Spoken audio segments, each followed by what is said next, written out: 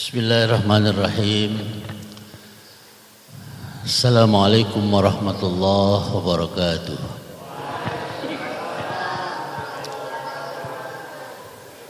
Alhamdulillahi wa kafa. Wassalatu wassalamu ala Rasulillah Muhammad ibni Abdillahil Mustafa wa ala alihi wa ashabihi ahli sidqi wal wafa, amma ba'd.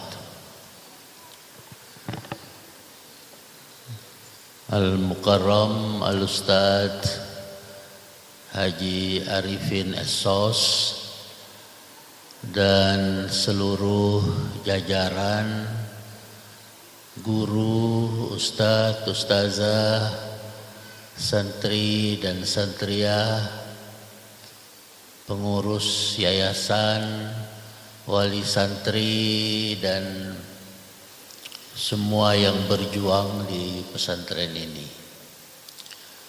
Terhormat Bapak Kepala Desa Gontar Baru, Bapak-bapak pejabat KUA, pengawas sekolah dari kepolisian, dan semua yang hadir, termasuk ada Ibu Wakil Rektor 4 Universitas Cordova. Karena Ibu, maka duduknya di luar. Minta maaf, mau masuk ke sini nggak ada tempat ya. Yang nanti akan menandatangani kerjasama antara Universitas Cordova dengan Pondok Pesantren Tahfidz Rahmatan lil Alamin. Alhamdulillah, saya diberitahu Ustadz Arifin di sini ada SMK. Ini tadi saya dengar protokolnya hebat-hebat, dua-duanya hebat. Mana tadi protokolnya? Protokolnya yang bahasa Indonesia sama bahasa Inggris. Saya tanya, itu siapa itu, ustazah apa santri?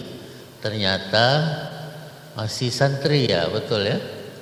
Kelas 3. Kelas 3 SMK.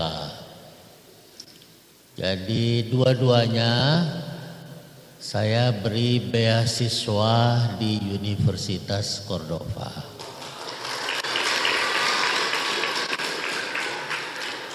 Beasiswa sampai tamat S1. Boleh pilih jurusan, ada 10 jurusan. Yang pertama teknik pertambangan. Yang kedua teknik sipil. Yang ketiga teknik industri. Yang keempat teknik komputer. Yang kelima ilmu pemerintahan. Yang keenam pendidikan biologi. Yang ketujuh pendidikan bahasa Inggris. Yang kedelapan ekonomi pembangunan. Yang kesembilan agrobisnis. Yang ke-10 pemanfaatan sumber laut, kelautan. Di pilihannya ada 10. Kedua protokol tadi, kalau sudah tamat SMK boleh memilih salah satu dari program studi itu sampai tamat 8 semester mendapatkan beasiswa dari Universitas Cordova. Tapi lulus dulu SMK-nya, kalau nggak lulus nggak bisa. Insya Allah lulus ya.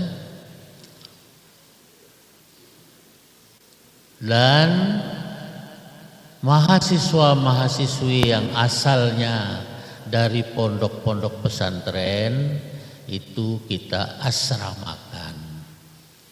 Kalau yang luar pondok pesantren itu yang pulang pergi atau dia kos-kosan di sekitar kampus.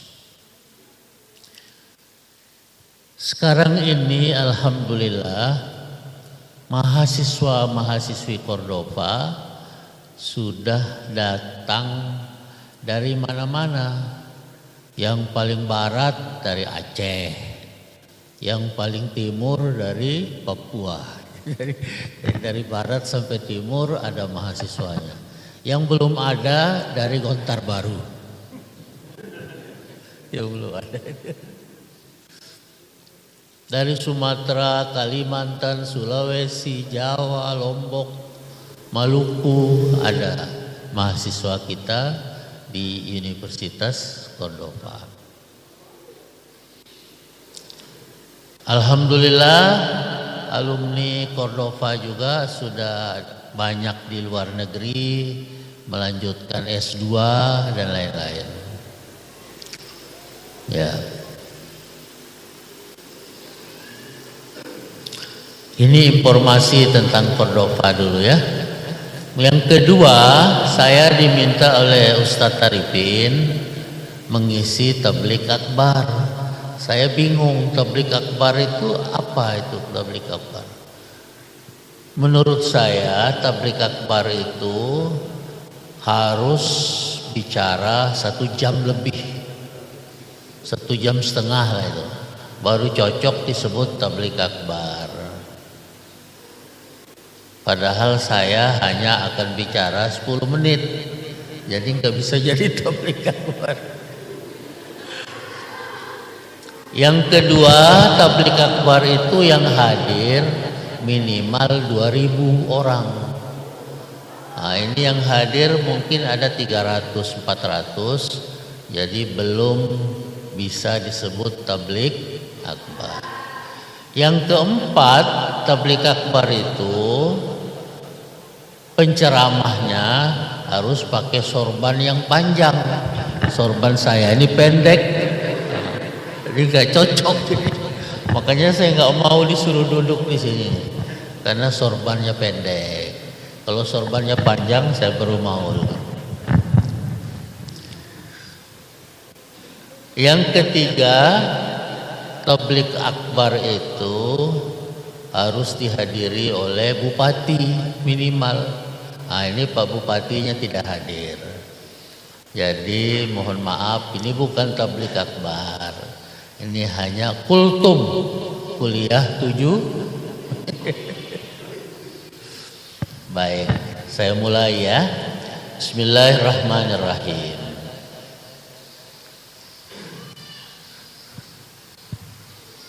Ini siapa ini? Siapa ini? Enggak, ini siapa? Ini siapa? Siapa yang bisa jawab? Hah? Oh, ini Ustadz Arifin ya? Coba saya mau ajak bicara Ustadz Arifin. Assalamualaikum Ustadz Arifin. Apa kabar? Kok enggak dijawab? Ini bukan Ustadz Arifin. Ini gambar atau foto Ustadz Arifin. Berarti santri sudah tahu sekarang ya. Apa beda gambar atau foto Ustadz Arifin dengan Ustadz?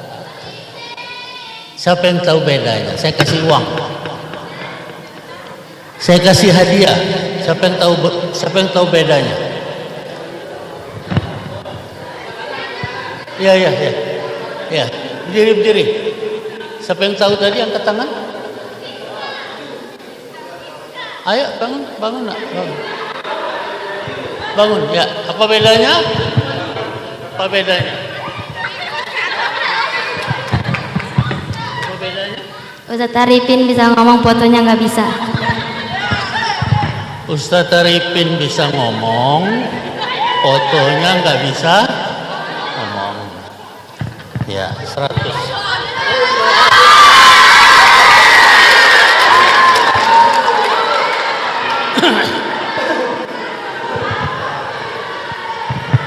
Bedanya Ustadz Arifin bisa ngomong karena punya ruh. Karena punya ruh. Tapi foto ini tidak bisa ngomong karena tidak punya. Bedanya di mana? Bedanya apa? Bedanya apa? Ruh. Bedanya apa? Oke. Kita hafal ayat yang berbunyi fawailul lil musallin alladzina hum an salatihim alladzina hum yura'un. Saya mau beritahu kalian, jangan sampai sholat kita berpuluh-puluh tahun hanya gambar sholat, bukan sholat. Kalau sholat kita berpuluh-puluh tahun hanya gambar sholat, tidak ada jiwa, tidak ada ruh sholat itu, maka sholat itu tidak akan mendatangkan pahala, tetapi akan mendatangkan ancaman neraka wail. Udah, satu, pegang itu ya.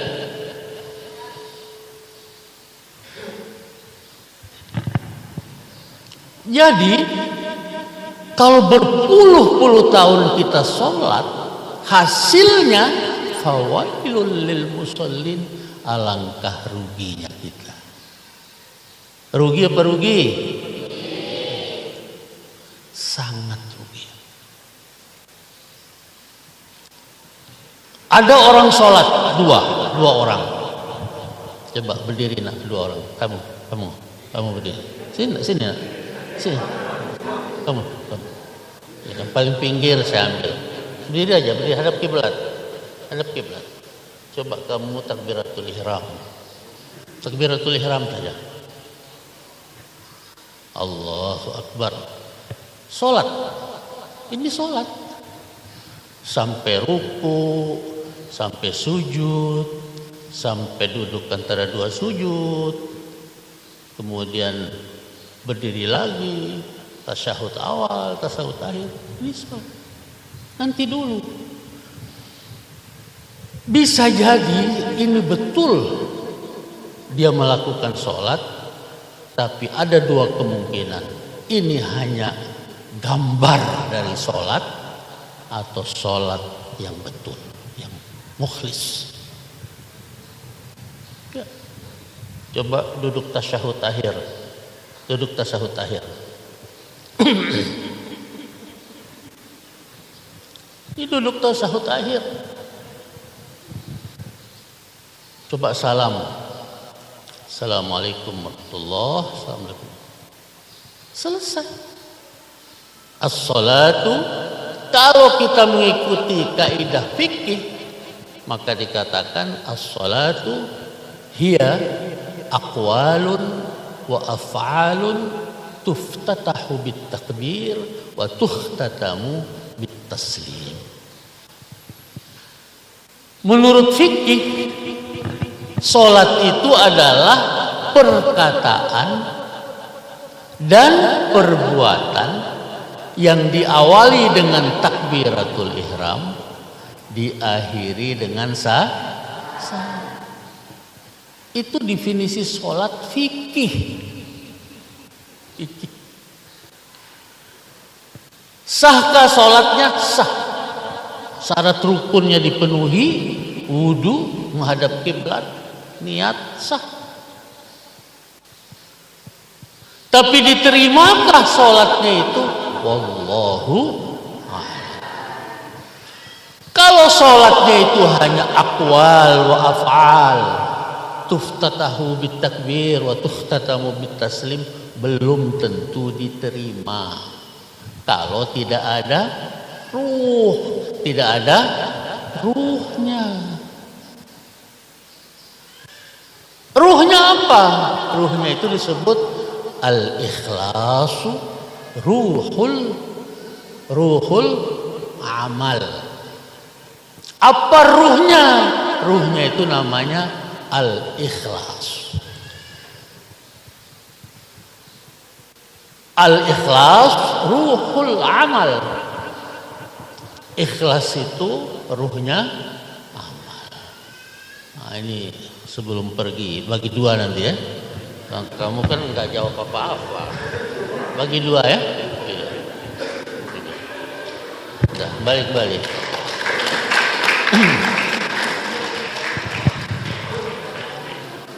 Kalau saya mau kasih 100 nggak adil, karena dia cuman saya suruh dulu, dia menjawabnya pakai ilmu lebih mahal. Jadi dia saya kasih 100, ini 100 berdua. Lagi pula kalau saya kasih masing-masing 100, habis uang saya. Jadi gak saya kasih semua ya itu. Jadi sholat itu bagaimana seharusnya? Pendek saja kuliah saya ini Bapak-bapak. Kalau kita bertanya untuk apa seseorang sholat, maka harus bisa dijawab. Harus bisa dijawab. Untuk apa sholat?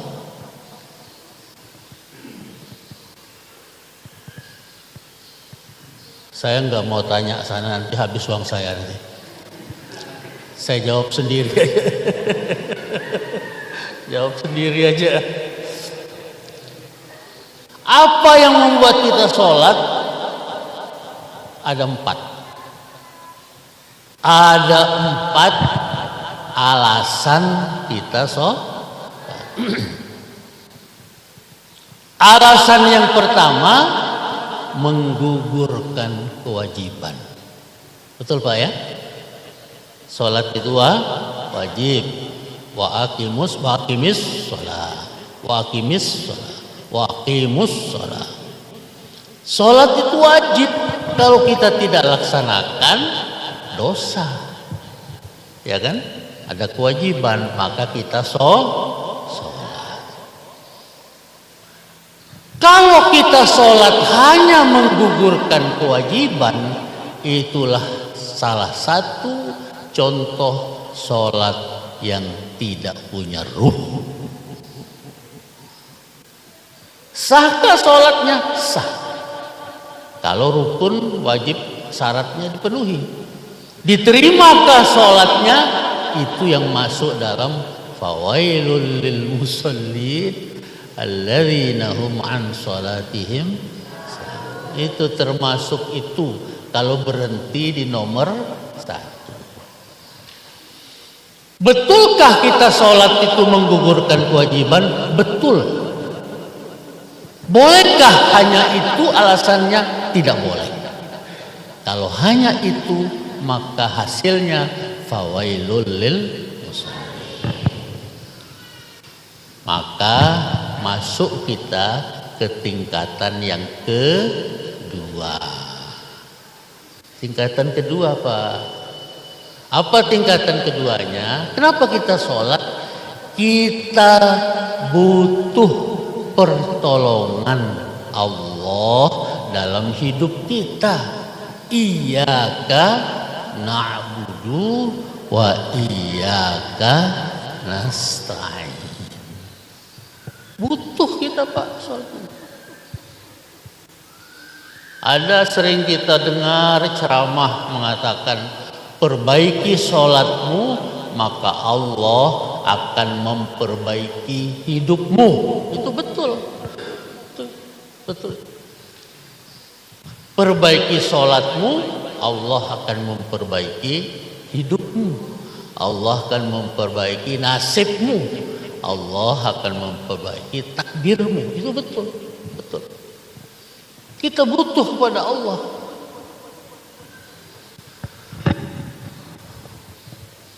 Ada orang yang merasa dekat dengan pejabat, dekat sekali dengan pejabat, sehingga apapun yang diminta pejabat itu dia ingin lakukan. Ya, dia tidak berani membantah pejabat itu karena merasa dekat.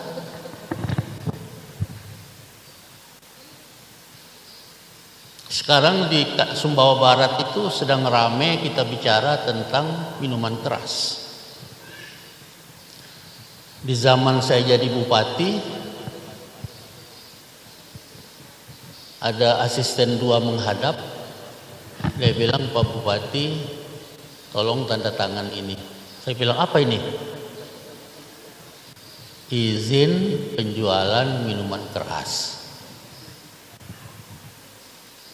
Saya bilang sama dia, ente ini belum mati aja sudah masuk neraka, apalagi sudah mati.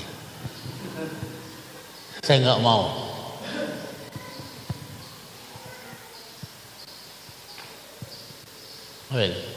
Oh, kirain buat saya. Ya udah. Jadi 10 tahun tidak ada izin, tidak boleh sama sekali. Saya cari tahu apa sebabnya ini asisten ini bawa mau bikin surat izin minuman keras. Saya dengar-dengar ada pengusaha yang minta dia surat izin itu. Merasa dekat dengan pengusaha. Mungkin dia dijanjikan uang oleh pengusaha. Saya bilang sama dia, mana yang lebih dekat, ente dengan pengusaha atau ente dengan Allah? Dekat siapa? Oh, ini buat saya kayaknya. Ya, betul. Oh, banyak sekali. Oh, alhamdulillah, terima kasih. Oh, ini persiapannya banyak sekali Ustadz Arifin. Siapa yang lebih dekat, pengusaha itu atau Allah dengan kamu? Kamu dikasih duit berapa sama pengusaha itu supaya saya tanda tangan izin jual minuman keras? Kamu bayar berapa oksigen yang kamu hirup setiap waktu? Kamu hidup ini, kamu ini masih hidup apa sudah mati? Masih hidup Pak. Kamu hirup apa ini? Oksigen. Siapa yang kasih kamu? Allah. Dikasih hidup, dikasih nyawa, dikasih umur, dikasih otak, dikasih hati, dikasih semua. Kok dia merasa ada orang lain yang lebih dekat dengan dia daripada Allah, sehingga dia memenuhi harapan orang lain, membelakangi aturan Allah. Kok berani? Kita hanya butuh pada Allah. Kalau Allah mau, kun fayakun, mati kau. Kalau mau. Kalau Allah mau. Jangan main-main sama Allah. Itu Amerika hanya sehari semalam terbakar kota maksiat sana. Los Angeles, kota film-film maksiat. Canggih luar biasa Amerika itu, tapi tidak mampu menghadapi api yang diturunkan Allah. Kalau Allah sudah datangkan air bah, itu Jepang yang sangat modern tidak mampu menghadapi tsunami. Atau angin yang berputar-putar, rumah pun diangkatnya, mobil diangkat. Mana Dengan kekuasaanmu manusia mana? Coba tunjukkan. Teknologimu yang paling canggih itu mana? Nggak ada. Nggak ada apa-apanya. Kita ini butuh pertolongan Allah. Melaut, bercocok tanam. Iya, kau bisa tanam biji-bijinya. Tapi siapa yang tumbuhkan biji? Afara'aitumul ma'a alladhi tashrabun antum anzaltumuhu minal muzni am nahnul munzilun. Kamu minum air, iya. Tahu nggak siapa yang turunkan air dari langit? Apa kamu? Ternyata bukan. Allah. Jadi alasan yang kedua kita sholat apa? Kebutuhan. Apa? Yang pertama menggugurkan kewajiban, yang kedua mengharap karena kebutuhan. Nah, kebutuhan. Cukupkah dua itu alasan kita sholat? Belum cukup. Belum cukup. Apa yang ketiga? Yang ketiga kesyukuran. Kesyukuran.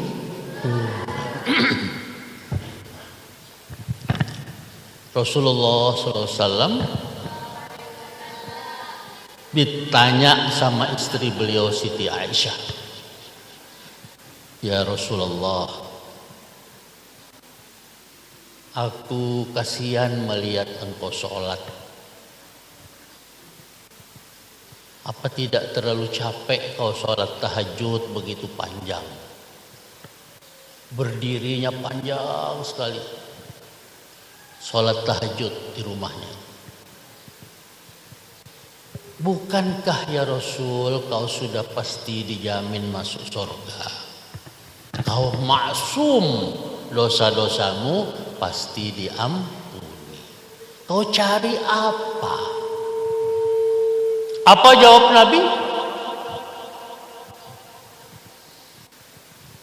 Afalam akuna abdan syakura.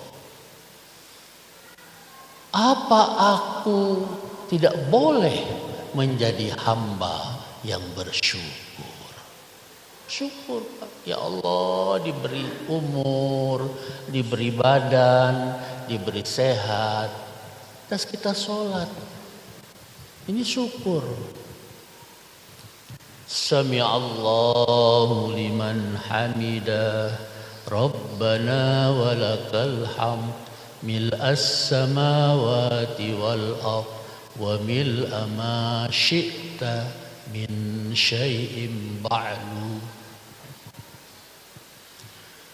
Allah mendengar setiap hamba yang memujinya. Sami'allahu liman hamidah.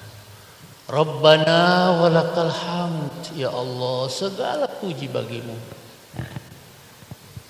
Pujian hamba ini, syukur hamba ini memenuhi langit dan bumi. Banyak sekali syukur. Bahkan memenuhi apapun yang kau kehendaki selain langit dan bumi. Itu apa itu? Syukur, Pak. Ini kita sholat itu ada enggak sih rasa syukur di hati? Itu yang nomor 3. Nanti saya mau tanya ini nanti terakhir. Nomor 4 yang paling tinggi sholatnya itu. Tadi yang pertama menggugurkan kewajiban. Yang kedua karena kita lemah, kita butuh pertolongan Allah. Yang ketiga kita bersyukur atas nikmat yang sudah kita terima. Dan yang keempat ini Pak. Yang keempat itu jarang bisa dirasakan orang. Hanya qalbun salim, hati yang salim, yang selamat, hati yang cair, hati yang terbuka, yang bisa merasakan. Yang keempat ini coba lihat saya, yang keempat itu karena cinta kepada Allah. Cinta itu di mana? Di hati. Siapa yang bisa merasakan cinta kepada Allah? Tidak semua orang merasakannya. Siapa yang bisa merasakannya? Qalbun salim.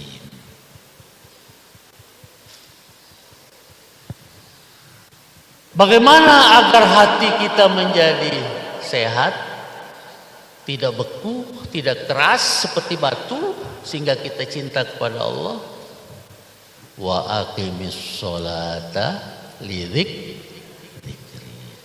Ala bidzikrillahi tatmainnul qulub. Zikir. Hanya dengan zikir hati kita jadi bersih. Karena hati kita bersih, kita bisa mencintai Allah. Nabi Musa suatu hari berbicara dengan Allah. Wa kallamallahu Musa taklima. Nabi yang bisa berbicara dengan Allah itu Nabi Musa. Nabi Musa, hanya Nabi Musa. Nabi yang bisa berhadap-hadapan dengan Allah itu hanya Nabi Muhammad ketika Isra Mi'raj. Ketika Nabi Musa bertanya kepada Allah, "Ya Allah, alimni syai'an azkuruka wa ad'uka bihi." Ya Allah, ajari aku sesuatu yang dengan sesuatu itu aku berzikir dan aku berdoa kepadamu. Qala, berkata Allah, "Qul ya Musa, la ilaha illallah." La ilaha illallah. La ilaha illallah. Katakan ya Musa, la ilaha illallah. Kemudian Nabi Musa menjawab, "Ya Rabb, kullu ibadika yaquluna hadha, allimni syai'an akhar khas." Ya Allah, semua orang bisa mengucapkan la ilaha illallah, ringan sekali. Ada enggak yang lebih khusus ya Allah selain la ilaha illallah? Apa dijawab oleh Allah? Ya Musa, la wada'ta la ilaha illallah fi kafah was samai wad dunya fi kafah lamalat bihinna la ilaha illallah. Ya Musa, kalau engkau ambil 7 lapis langit dan bumi, kau letakkan di satu bagian dari timbangan, dan kau ucapkan sekali saja la ilaha illallah, kau letakkan di bagian yang seberang dari timbangan itu, lamalat bihinna la ilaha illallah. Masih berat timbangan la ilaha illallah daripada 7 lapis langit dan bumi dan isinya ini. Afdalul dzikr fa'lam annahu la ilaha illallah. Ini yang akan membuat hatimu bersih, supaya sampailah cintamu kepada Allah. Sehingga sholatmu itu terdiri karena 4 alasan: menggugurkan kewajiban, kebutuhan, kesyukuran, dan cinta kepada Allah Subhanahu wa ta'ala.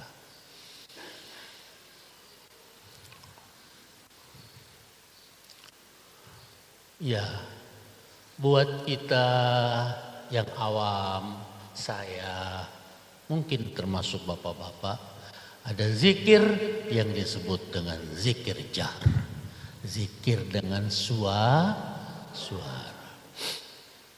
karena kita masih awam. Tapi buat yang khas, buat orang-orang yang sudah khas, sudah sampai ke makom, mereka zikirnya tidak jahar lagi, tapi zikir khafi, zikir yang tersembunyi di dalam hati. Ya, kita yang belum sampai kepada zikir khafi, kita memulainya dengan zikir jahar, dengan suara. Kalau kita sudah terbiasa, insya Allah akan jadi dengan sendirinya zikir khafi, zikir yang tersembunyi di dalam hati. Apabila ini insya Allah Bapak dan Saudara sekalian, kita sudah sampai, maka kita akan menikmati sholat kita. Seperti sabda Rasulullah, arihna bis sholat ya Bilal. Hei Bilal, ini sudah mau masuk waktu, siap-siap, kamu wudu, kamu azan, supaya kami terhibur dengan sholat. Jadi sholat itu jadi hiburan, bukan dangdut hiburannya. Bukan band-band yang band itu, slang. Bukan band yang keras-keras itu. Band apa yang keras-keras? Ya itu sebentar aja, coba aja nonton konser di lapangan. Oh senang. Tapi setelah selesai kayak ngambang, kayak tidak berpijak di bumi, menggantung di awan. Hatinya itu kayaknya kosong. Coba aja kalau gak percaya. Memang waktu jingkrak-jingkraknya seneng dia, lupa. Tapi begitu selesai semuanya, kayak ngambang. Siapa saya ini? Apa ini hidup ini? Bingung. Tapi kalau sholat, kita bisa nikmati sholat itu. Masya Allah. Dunia ini sudah kecil. Masya Allah. Coba bayangkan ketika sholat. Inni wajjahtu wajhiya lillazi fataras samawati wal ardh. Ya Allah, aku hadapkan mukaku kepada zat yang menciptakan dan mengatur langit dan bumi. Coba, apalagi kita ini apa? Kesulitan kita ini kecil, gak ada apa-apanya. Allah itu menguasai langit dan bumi. Kalau kita punya kesulitan kecil, kita punya masalah kecil, hati kita tenang. Setelah sholat kita senyum. Alhamdulillah, aku sudah lapor kepada Allah, menyampaikan bahwa Engkau ya Allah menguasai langit dan bumi, dan urusan hidupku, kesulitanku ini kecil. Aku tinggal tunggu kapan Kau selesaikan masalahku. Kalau belum Kau selesaikan, aku akan tersenyum, berarti aku akan Kau jadikan orang yang pandai bersabar dalam hidup. Menjadi orang yang sabar. Dan menjadi orang yang sabar itu luar biasa. Wallahu basirum bil ibad alladzina yaquluna rabbana innana amanna faghfir lana dzunubana wa qina adzabannar. As-sabirin was-sadiqin wal-qanitin wal-munfiqin wal-mustaghfirin bil ashar. Ya Allah, terima kasih. Ujianmu itu membuat hamba jadi orang sabar. Membuat hamba jadi orang yang selalu ingin baik.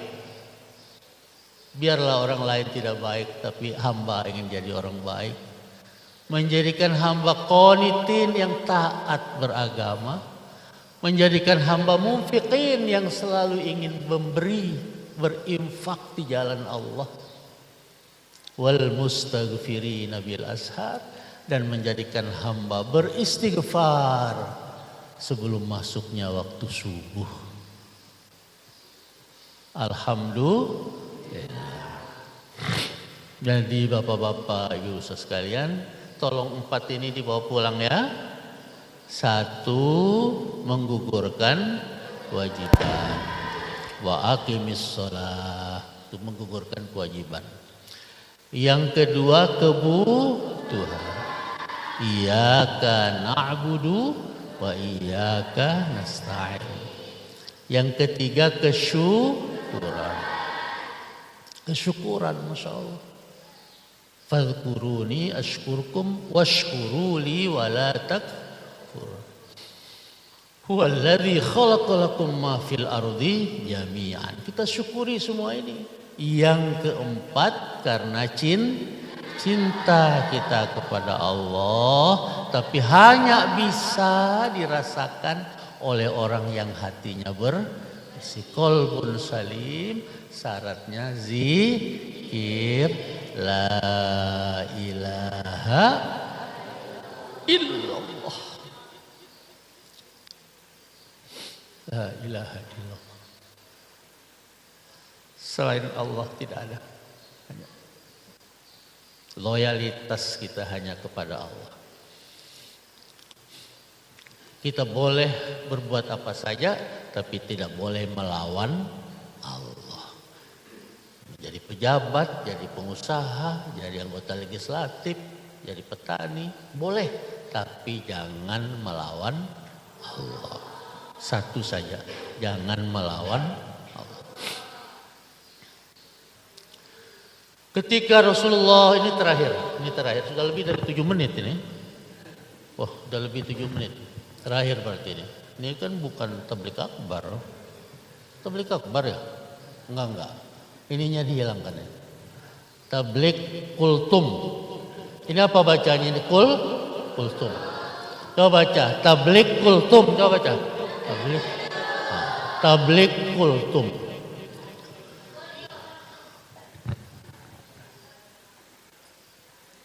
Terakhir ya. Pernah lihat kilat? Mana yang duluan sampai? Suaranya atau cahayanya? Cahayanya baru suara. Kenapa?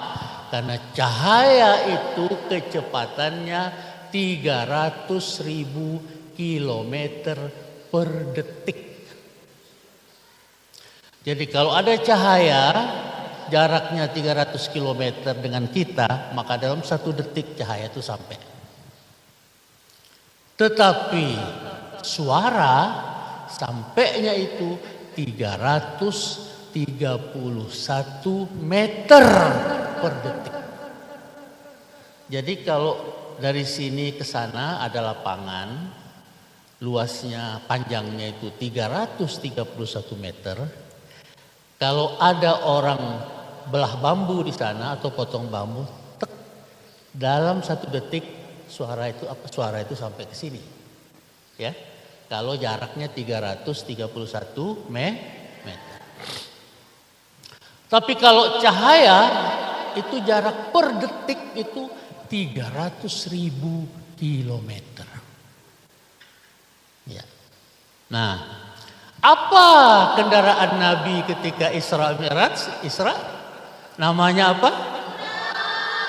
Buraq itu dari kata Arab namanya al-barqu. Al-barq. Al-barq artinya kilat. Kilat itu cahaya. Jadi dalam 1 detik Buraq itu bisa mencapai 300.000 kilometer per detik. Berapa jarak dari Masjidil Haram ke Masjidil Aqsa? 1.500 kilometer. Cuma 1.500 kilometer. Padahal Buraq, al-barq, cahaya itu kecepatannya 300.000 kilometer per detik. Jadi perjalanan dari Masjidil Haram ke Masjidil Aqsa itu kurang dari 1 detik.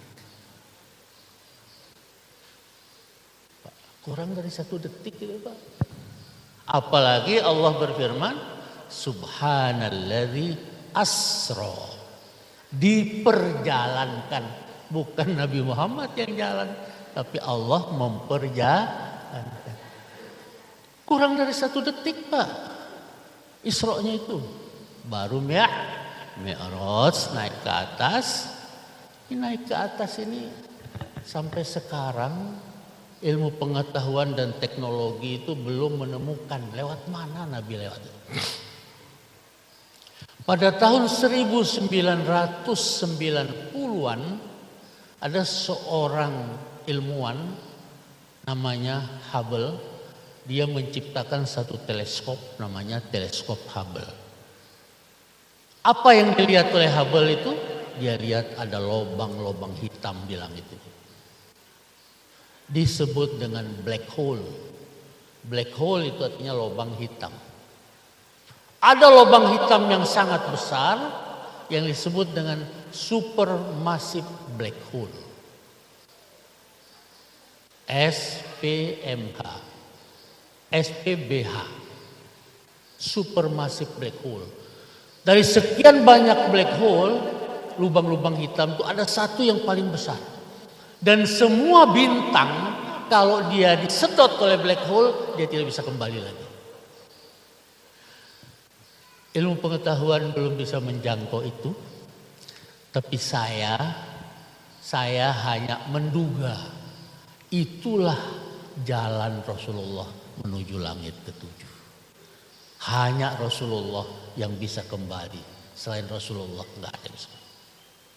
Jadi bintang-bintang itu kalau dia lewat black hole itu disedot dan tidak ada yang bisa kembali. Hanya Rasulullah yang bisa kembali. Dan menurut dugaan saya, wallahu alam, mungkin saya benar, mungkin saya salah, karena belum ada penelitian teknologi ke sana. Itulah pintu langit yang dilewati Rasulullah SAW. Setelah sampai di Sidratil Muntaha, Rasulullah mengucapkan salam. At-tahiyatul mubarakatus salawatut thayyibatu lillah. Itu salamnya. Dijawab oleh Allah, Assalamu alayka ayyuhan nabi wa rahmatullahi wa barakatuh. Nanti cari artinya ya, nggak usah saya terjemahkan. Dijawab oleh Rasul lagi, Assalamu alayna wa ala ibadillahis salihin.